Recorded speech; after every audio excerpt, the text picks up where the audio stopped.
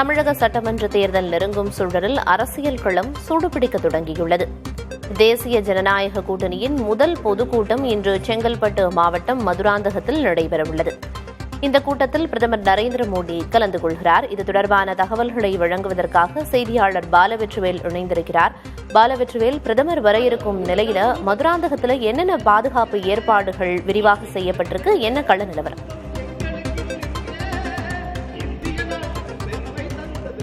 பிரியதர்ஷினி, தமிழக சட்டமன்ற தேர்தலை முன்னிட்டு தேசிய ஜனநாயக கட்சி ஒரு ஷேப் கிடைச்சிருக்குன்னு தான் சொல்ல வேண்டும்.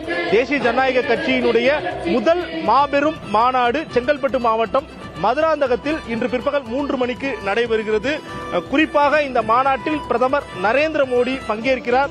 அவரோடு அதிமுக பொதுச் செயலாளர் எடப்பாடி பழனிசாமி பங்கேற்கிறார். மேலும் தேசிய ஜனநாயக கூட்டணியினுடைய முக்கிய தலைவர்கள் பிரதமர் மோடியோடு மேடையில் பங்கேற்கிறார்கள். குறிப்பாக அன்புமணி, சமீப காலமாக இணைந்த தலைவர், குறிப்பாக அமமுகவினுடைய பொதுச் செயலாளர் டிடிவி தினகரன், தமிழ் மாநில காங்கிரஸ் தலைவர் ஜி.கே. வாசன் மற்றும் பூவை ஜெகன்மூர்த்தியார் உள்ளிட்ட தலைவர்கள் பங்கேற்கிறார்கள். ஜான் பாண்டியன் போன்றவர்களும் பங்கேற்கிறார்கள். இதில் முக்கியமாக தேமுதிக, அதாவது தேசிய ஜனநாயக கூட்டணியில இடம்பெறுமா என்கிற ஒரு கேள்வி எழுந்த நிலையில தேமுதிக பங்கேற்பது குறித்து எந்த விதமான ஒரு சமிக்கையும் இங்கு தெரிவிக்கப்படவில்லை.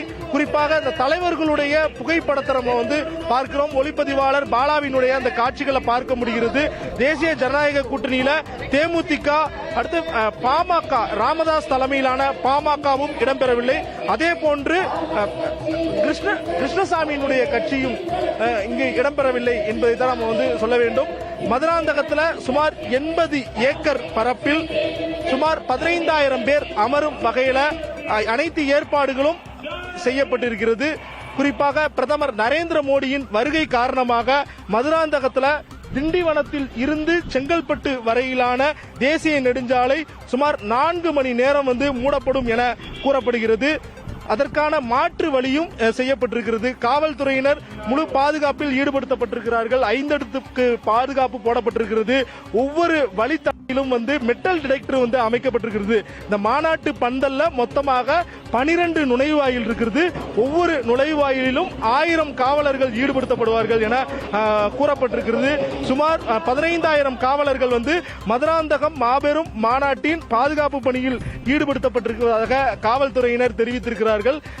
வடக்கு மண்டல ஐஜி அஸ்ரா கார்க் தலைமையில் காவல்துறையினர் தற்போது அவர்கள் பாதுகாப்பு பணியில் ஈடுபட்டு வருகிறார்கள். சுமார் 2 மணி அளவில் அதிமுக பொதுச் செயலாளர் எடப்பாடி பழனிசாமி உட்பட முக்கிய தலைவர்கள் மாநாட்டு பந்தலுக்கு வருவார்கள் என தெரிவிக்கப்பட்டிருக்கிறது. பாஜகவின் சார்பாக தமிழகத்தினுடைய தலைவர் நயினார் நாகேந்திரன், மத்திய இணை அமைச்சர் எல் முருகன் மற்றும் பாஜகவினுடைய பொறுப்பாளராக இருக்கக்கூடிய அமைச்சர் பியூஷ் கோயல் உள்ளிட்டோரும் பங்கேற்பார்கள் என தெரிவிக்கப்பட்டிருக்கிறது. வரும் சட்டமன்ற தேர்தலில் தேசிய ஜனநாயக கூட்டணியின் ஒரு முக்கிய மாநாடாக இது அமைய உள்ளது.